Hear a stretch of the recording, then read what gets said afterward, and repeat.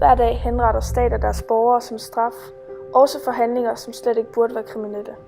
For this crime, the court sentences you to be put to death in the manner prescribed by law.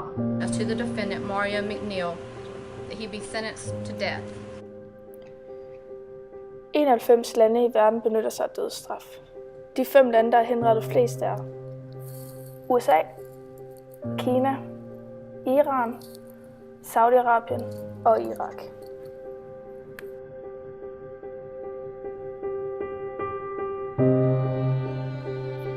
Næsten 2/3 af verdens lande har afskaffet dødsstraf, men vi mangler de sidste. Du kan hjælpe os med at hjælpe dem ved at skrive en sms til 33 45 65 65.